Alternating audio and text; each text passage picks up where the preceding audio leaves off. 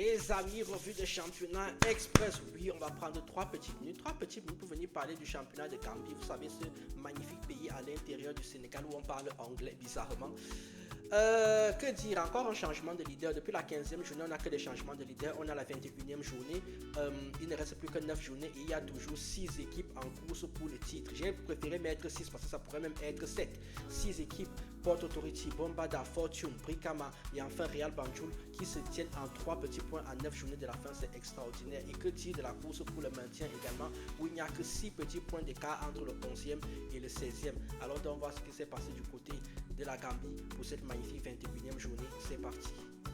On va donc commencer par Bombada qui jouait face à Greater Tomorrow. Il y a eu 0-0. Brikama United a fait 0-0 avec Samjer. BST a été battu par Medina 3-1. Medina qui, après avoir connu leur seule défaite du mois face à Brikama la semaine dernière, ils sont repartis de l'avant. Donc si on prend les 5 derniers matchs maintenant, Medina c'est 4 victoires et 1 défaite, c'est la meilleure équipe du championnat. Falcon a fait 0-0 avec TMT. Art Academy a été battu par Team Rhino à domicile 1-0. Un match où il y a eu un peu de gravuge, dont 2 cartons rouges. Du coup, Hawks et Fortune ont également fait 2 partout.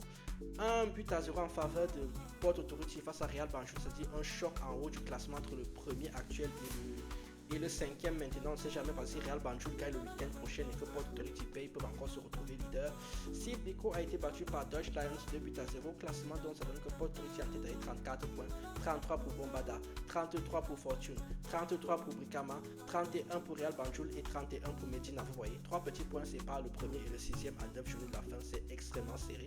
Et en bas du classement, Steve Biko est 19e est dernier et n'est qu'à un petit point de Samjer qui est le premier non relégable. Donc Samjer, TMT, Greater Tomorrow et Steve Biko se tiennent en un petit point. Un petit point et 5 points si on remonte même jusqu'à Team Rhino qui est 11e.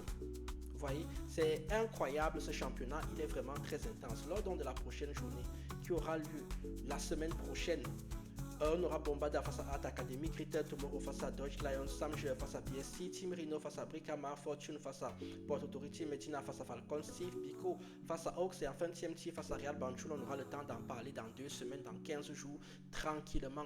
Vous likez, vous commentez, vous partagez. Je vous laisse comme toujours avec le programme. N'oubliez pas, les Africains, si on ne valorise pas notre football, personne ne viendra le faire. Vous allez dans la boutique Dynamic Shot prendre vos maillots pour encourager la chaîne et moi je vous dis tchuss les jeunes.